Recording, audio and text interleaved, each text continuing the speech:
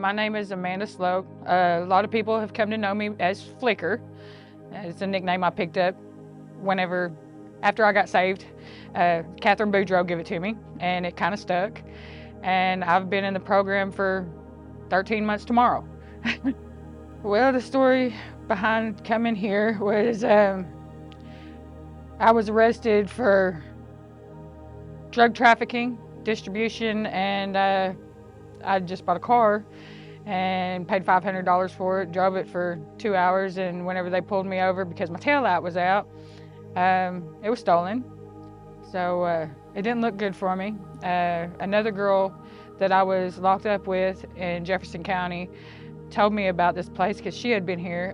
Her name was Lisa Walls, and she told me about the program. So they were wanting me to, the court system was wanting me to sign for 10 years on paper and 10 years DLC, which is prison. And I refused to do so and fought to come here, not knowing what I was getting myself into at all. And but I'm very thankful that I ended up here, that they agreed to let me come here. So if I didn't finish the program, the stipulation was I would be doing 15 years in prison. Thank God I'm not in prison. Really, truly, it was, man, I didn't care what I was doing as long as I wasn't in prison, you know, and that was the whole thing. I was just gonna come do this real quick thing, and it's only gonna be a year compared to 15. Yeah, I'll go do this, you know. That ain't nothing compared to 15 years, right? We'll have to go back further there. My daddy's a preacher. I was raised in church. And whenever I turned 16, I started working for Taco Bell in Ardmore. And I had every excuse I could come up with. Even if I wasn't having to work on those days, I would use the excuse that had to work those days just so I wouldn't have to go to church. And I really didn't believe in God.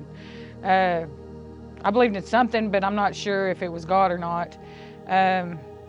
But 2 weeks, around about 2 to 3 weeks after I joined the program, I felt that tug on my heart, and everything just seemed to say, Amanda, just give in, give it up. You know, you've tried all this for 42 years and none of it's worked, so, you know, let's try something different. And I gave my life to God September 13th of 2024. And it's been a whole new walk since. It's how I got the name Flicker.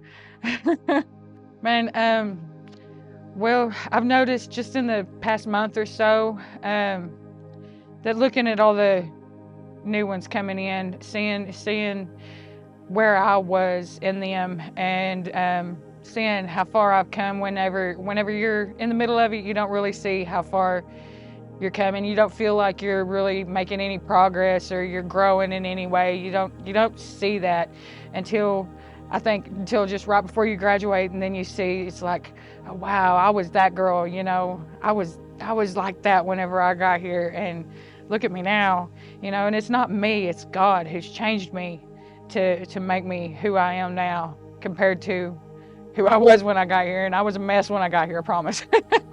Particular message that stuck with me? Well, there was a little bit from this one, a little bit from that one. I can't really say that I had a favorite message now.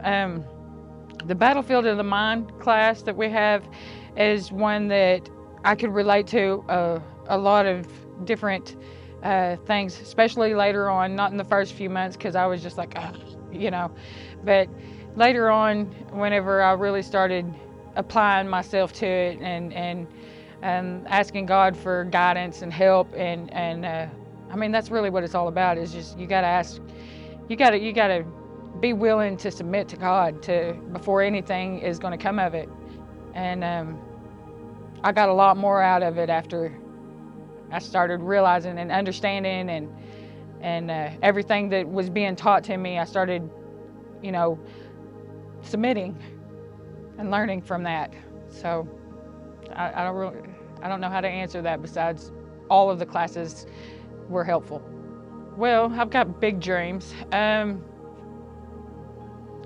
Big dreams being, I've had it in my heart all my life, just about all my adult life, that if I ever won the lottery or something like that, that I was going to open a soup kitchen for the homeless. And well, I think God has changed that, and it's still along the same lines. Still, soup kitchen is in my mind, but being similar to the Faith Refuge, being a rehab program slash soup kitchen, not a homeless shelter, but a soup kitchen slash rehab program where the people who are in the rehab work the soup kitchen for the homeless, where they still have to humble themselves to see where other people, where they could be.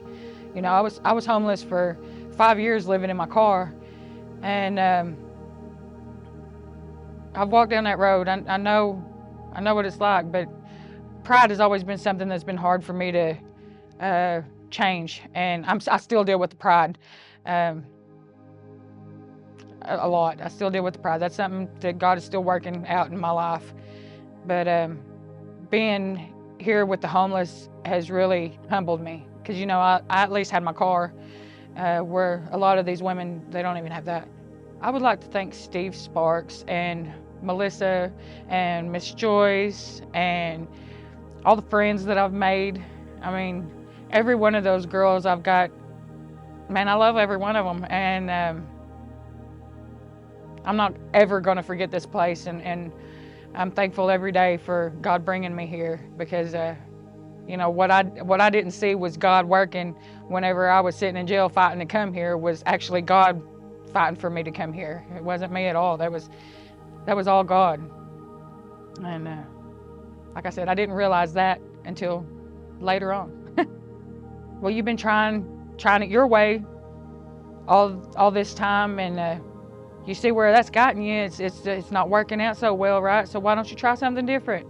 Give this a shot. It is a life-changing experience. It has changed my life. It's not a 360 turn, but it's a 180 turn for me. I'm so not doing what I was before, and if God can work in my life the way He's worked in my life, I know He can work in anybody else's life, because I was the most stubborn, hard-headed person you're ever going to meet coming in, and I don't think I'm that person anymore. God has definitely changed me. Everybody dance now, hey.